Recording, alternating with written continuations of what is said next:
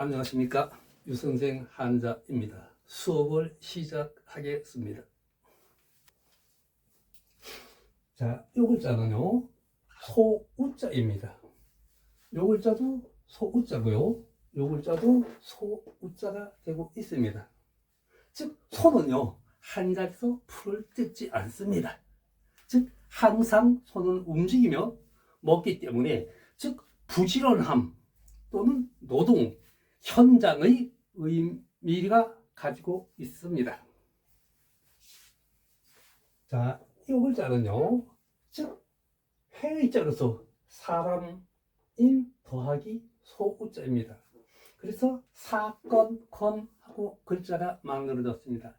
즉, 사람을요, 소가 뿔로 뜨는 일이 발생된, 아니면 소가 사람을 발로 차는 일이 발생돼서 어떠한 사고가 났다는 걸 뜻하고 있습니다. 자, 이 글자는요, 회의자로 만들어졌습니다. 소자요, 더하기 이구자예요. 그래서 알고 또는 말미곡하고 되어 있습니다. 즉, 여기에서요, 말미라는 뜻은요, 말미요,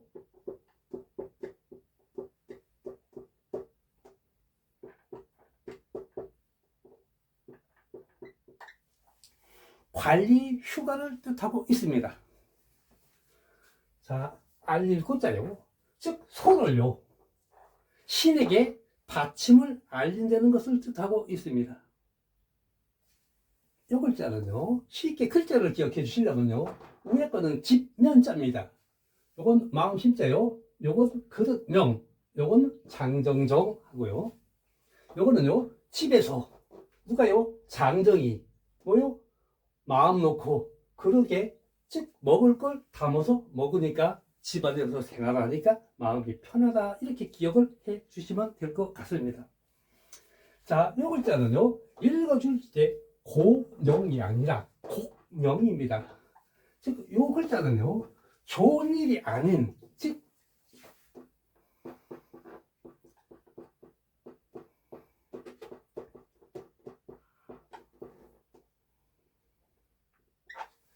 흉사요, 집안에 좋지 않은 일이 때문에 관리가 휴가를 얻어서 자기 집으로 돌아감을 뜻하고 있기 때문에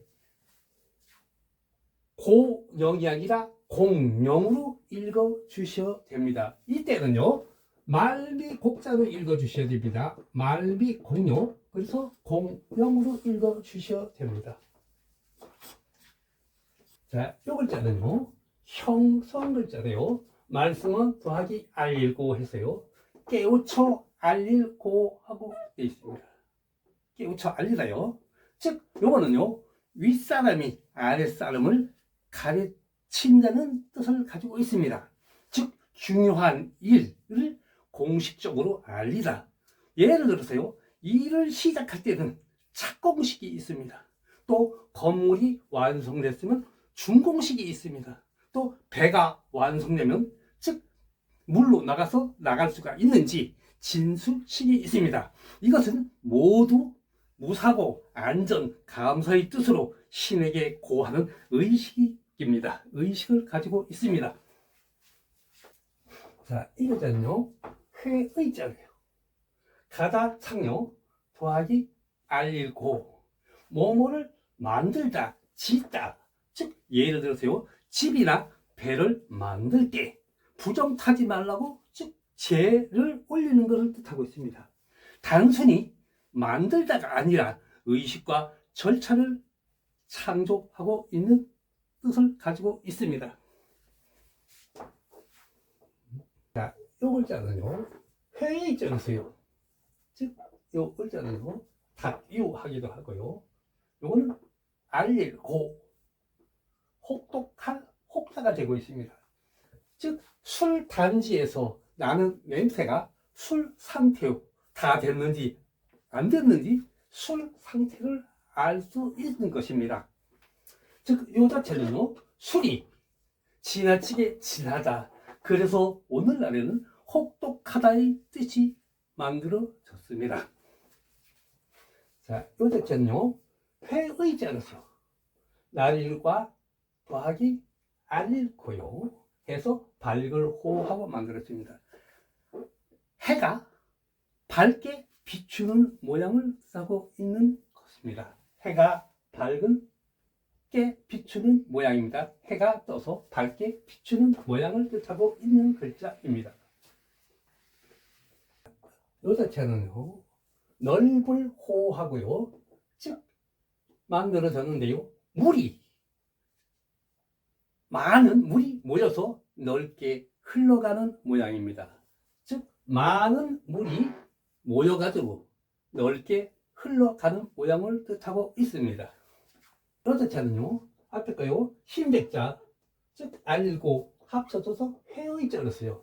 즉 요 글자가 흰백자가 들어가서 하얗다, 희다, 즉 햇빛에 비친 빛을 뜻하고 있습니다. 그래서 맑고 깨끗함이 즉 상징을 뜻하고 있는 겁니다. 즉 햇빛에 비친 햇빛입니다. 맑고 깨끗함이 상징을 뜻하고 있습니다. 자, 이 자체는요, 회의자로 써요. 나무목 더하기 알리고요, 즉 수갑입니다. 요거는 손에 채우는 쇠고랑을 뜻하고 있는 것입니다. 즉 손을 가두는 도구로서 자유를 억압함을 상징하고 있는 것입니다. 수갑요. 자, 이 글자는요, 회의자로 쓰세요. 곤이 곡합니다. 즉 알고 세조자입니다. 즉 이 글자를 가지고요, 다시 관용력 곡하기도 합니다. 즉 곤이를 일면 따오기라고 부르기도 합니다. 즉 철새로서 봄이 오면 알리고 떠나는 새입니다. 즉 봄이 오면 알리고, 새가 봄이 왔다는 걸 알리고 떠나는 새입니다. 즉 곤이는 또는 큰 물새를 가리키는 말인데, 이 새는 머리 부분만 검은색을 띠고 있습니다. 특징은 눈에 잘 띄는 머리 부분입니다. 그래서 활쏘기, 관역의 한가운데 뜻으로 파생되었습니다. 그래서 정곡이라는 말은 관역의 정확한 가운데라는 뜻이 됩니다. 정과 곡은 모두 관역을 뜻하는 표시이지만 방식의 차이가 있습니다. 자, 정곡입니다. 정곡요, 요거 정이라는 뜻은요, 정이라는 뜻은 즉 삼배요.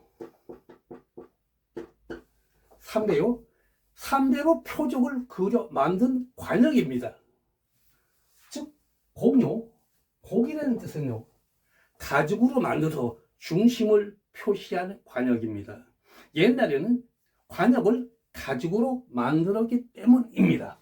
이거는요, 즉 한 가운데를 맞추는 것을요, 뭐 하다요?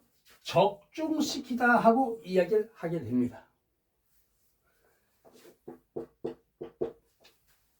이건요, 즉 흰 부분에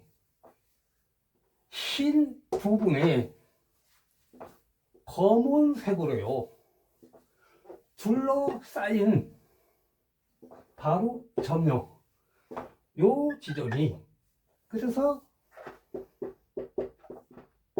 여기 바로 목적적 하기도 하지만 관역적,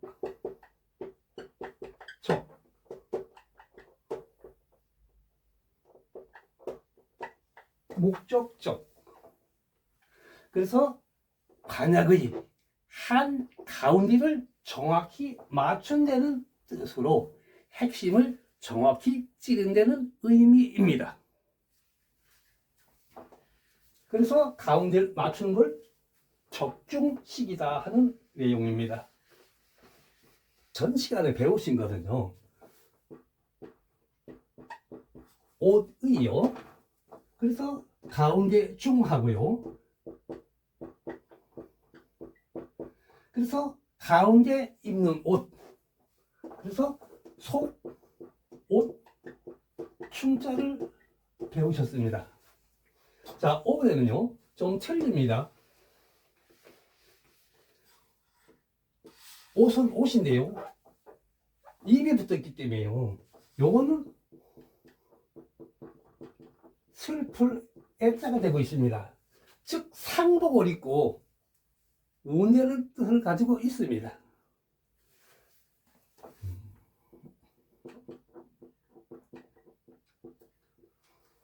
그래서 글자를 읽어주시니까요. 애고지요. 애고. 즉 슬픔을 알린다는 뜻입니다. 상갓집에서 제가 여러분의 그 상주들이 울음소리가 저의 귀에 들려오는 소리입니다. 즉 마사이예요. 마사이는 또 맞딸과 울음소리는요 원칙대로요 잘 울고 있습니다. 즉 애고라고 울고 있습니다. 그런데 둘째 딸요, 둘째 딸과 사이의 울음소리는, 둘째 사이의 울음소리는 아이고라고 울고 있습니다. 아이고, 아이고, 아이고 하고 울고 있습니다. 둘째 딸 울음소리는요, 아이고 어메, 아이고 어메. 왜? 땅 한 떼기 준대더니 안 주고 가서 야속해 우는 소리입니다. 자, 막내요. 막내 사이와 막내 딸이죠. 울음소리를 또 한번 들어보니까 막내에서요 배가 고픈 걸 참지 못해요. 막내 사이는. 그러니까 뭐라고 얘기를 하냐면 상에 차리는 제사상에 차려놓은 걸 보고 손가락을 이거 저거 하고 울고 있습니다. 그러니까 막내딸이 울음소리를 뭐냐면 사람들이 많기 때문에 보는 사람이 많으니까 해 넘어가거든, 해 넘어가거든, 손님들 가거든, 손님들 가거든, 이렇게 우는 소리 제 귀에 들리고 있습니다. 자, 오늘 수업은 여기까지입니다. 시청해 주셔서 감사합니다. 다음 시간에 다시 만나요.